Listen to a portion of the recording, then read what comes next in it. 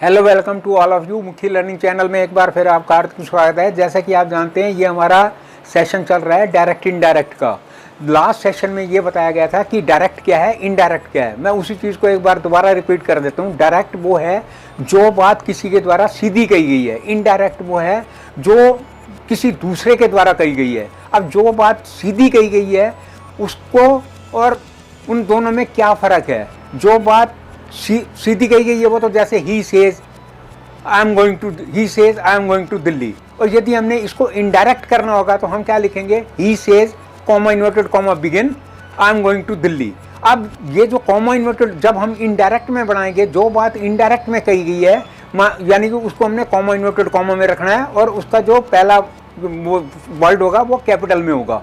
तो अब इसको हमने वो करना हो, इनडायरेक्ट बनाते टाइम हम क्या करेंगे, उसको कॉमा इन्वर्टेड कॉमा को हटा देंगे और वहाँ पे दैट लगा देंगे। He says that he is going to Delhi. ये तो बात है प्रेजेंट टेंस की। और यही लास्ट टाइम में बताया गया था कि जो प्रेजेंट टेंस हैं और प्रेजेंट और फ्यूचर टेंस में खाली हमने कॉमा इन्वर्टेड कॉमा को हटा के दैट लगा देना है। अब जो बाकी मतलब वो टेंस हैं उनको हमने किस तरह से करना है, तो उनको कुछ सर्टेन नियम्स हैं, उनको माइंड में रखना बहुत ज़रूरी है। यहाँ एक चीज़ मैं डिफाइन करना चाहूँगा कि इस चैनल के माध्यम से हम जो भी कर रहे हैं पूरा डिटेल में दिखा रहे हैं, शॉर्टकट कुछ नहीं है।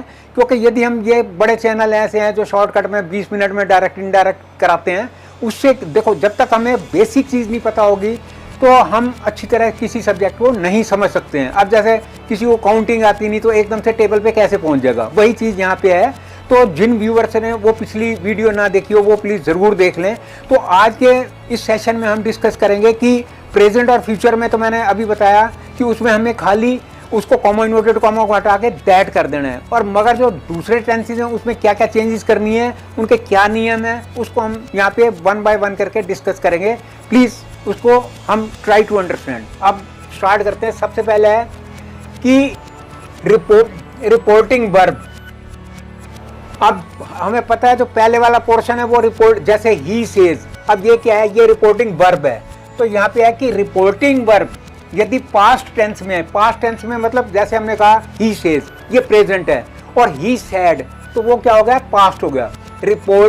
रिपोर्टिंग वर्ब यदि पास्ट टेंस में है तो रिपोर्टेड स्पीच के वर्ब को पास्ट टेंस में बदल देते हैं। मैं दोबारा इसको रिपीट करता हूं कि यदि रिपोर्टिंग वर्ब पास्ट टेंस में है तो रिपोर्टेड स्पीच के वर्ब को पास्ट टेंस में बदल देते हैं। For example, he says that, he says comma inverted comma begin I am going to, he says, ये तो हो गया प्रेजेंट।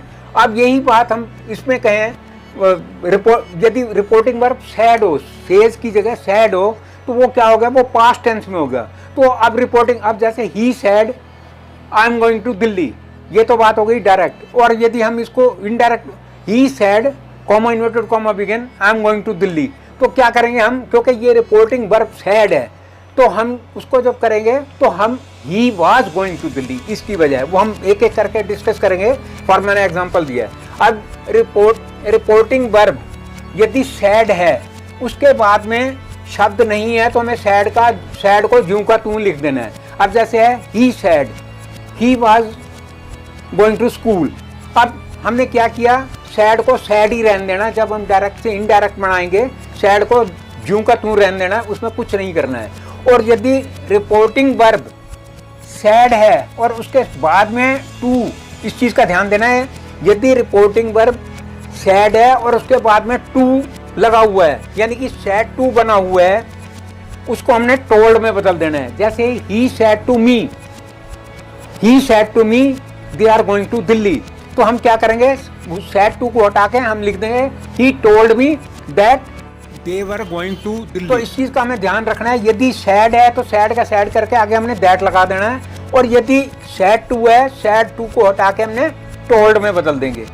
अब नेक्स्ट है, यदि रिपोर्टिंग वर्ब मीन्स पास्ट में है, भूतकाल में है, तो रिपोर्टेड स्पीच के वर्ब का टेंस निम्नलिखित रूप में बदलेंगे। अब यहाँ पे ये दिखाएंगे कि प्रेजेंट को हमने कैसे पास्ट में करना है और प्रेजेंट परफेक्ट को क्या समझना है, तो ये पूरी टेबुलेशन है, इसको हमने अच्छी तरह से समझना है। तो अब ये टेबुलेशन है, इसको हमने बड़े ध्यान से समझना है। और यदि ये एक बारी फंडा हमारा क्लियर हो गया तो डायरेक्ट इनडायरेक्ट कभी हमारे से गलत हो ही नहीं सकते। शॉर्टकट वाला यहाँ पे काम नहीं है, बारीकी से हमें समझना है।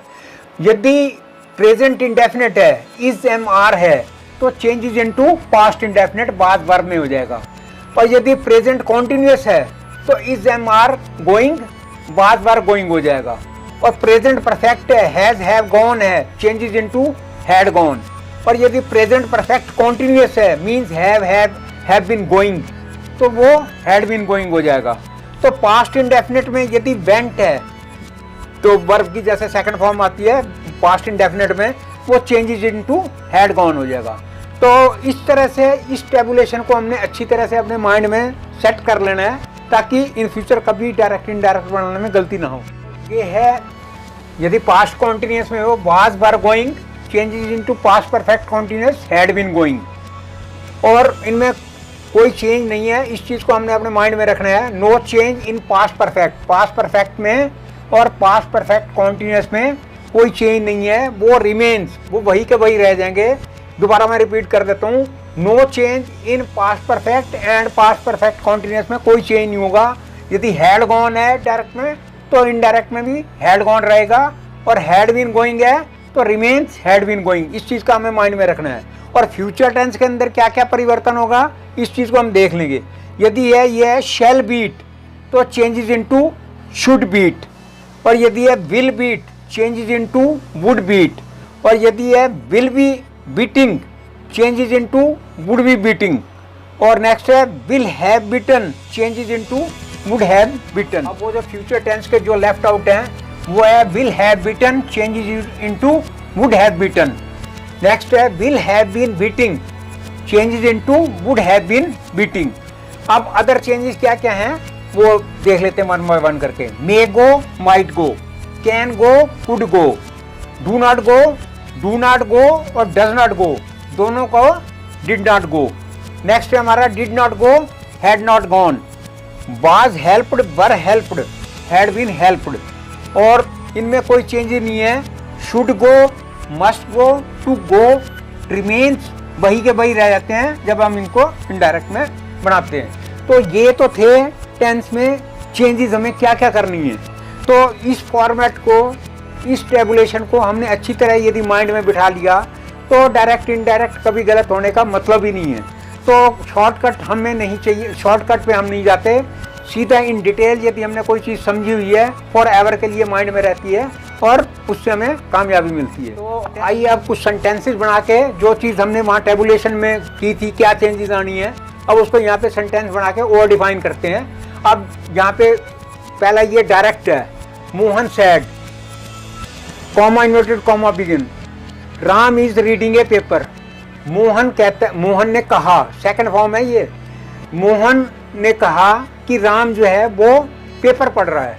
जब हम इसको इनडायरेक्ट में कहेंगे तो कैसे कहेंगे, मोहन सैड, तो हमने सैड का सैड रहने देना है और यहाँ पे दैट लगा देना है। Mohan sad that.